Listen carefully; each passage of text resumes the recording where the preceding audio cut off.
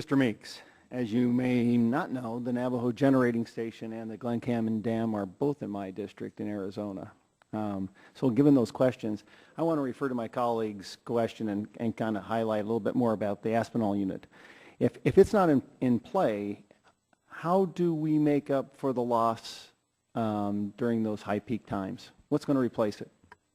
Well, you'd have to definitely purchase, be out on the market, and that's a mixture of all sorts of things, whether it's gas, coal, if there's other hydro out there, whatever, but we'd be on the market. It definitely wouldn't be our hydro. So it's, is it even available right now? Is it available? I don't know the answer to that. In other words, it's a precious resource. The ability to follow load is a very valuable commodity. Let's put it that way. Mm-hmm. I'd sure like to know what the backup would be for the next 5 years, if I could get an answer on that. Sure, absolutely. Because it is much more expensive, particularly and intermittent, particularly if we're looking at wind and solar and buying it on the market. Though you notice I didn't throw that out because those aren't resources that are able to do what those units are able to do. So it would be more of a gas combustion type generation. Thank you. Answered my question. Your agency sells any excess power from the coal-burning Navajo Generating Station in Page.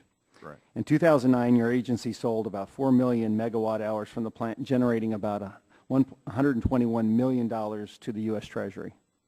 If EPA goes through with its worst-case scenario in air regulations upon NGS, either the plant shuts down because it's uneconomical to make the retrofit, or the price of the energy produced goes through the roof. The net effect on WAPA is that no one would want to buy the power since it would be so expensive. What would be the impact of the EPA proposal, specifically the cost of the power sold in 2009 versus what it could be under the EPA scenario?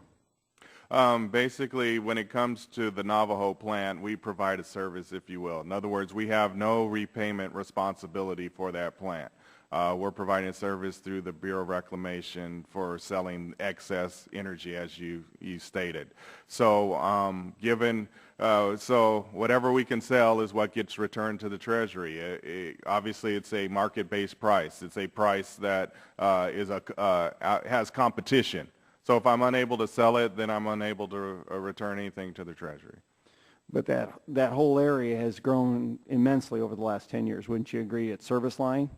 And if it was to go out of production, we have no way of compensating for that, do we? It would, again, it's if you take something out of service, it has to be replaced by something else. Okay. Finally, to close, in light of the administration's policies that are reducing generation at the Glen Canyon policy, regulating uncertainty on the NGS is putting that kind of power at risk. And the aging and the inadequate amount of transmission lines, particularly on the reservations in my rural district. And considering your operational costs are recovered by your rates, how much do you estimate my constituents will increase their rates in the next 10 years?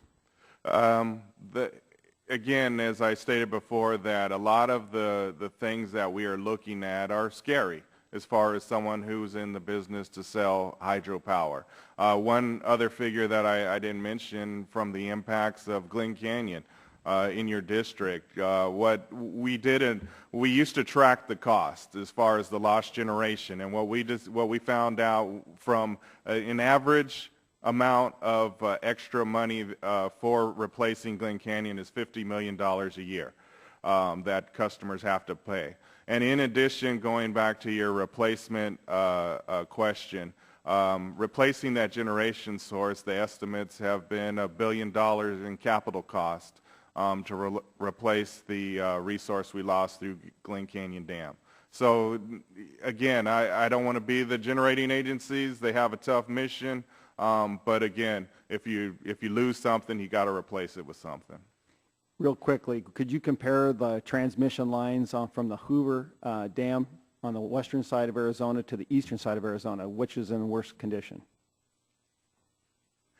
Depends where you're at. In other words, I would say they're equal. We need help. Thank you.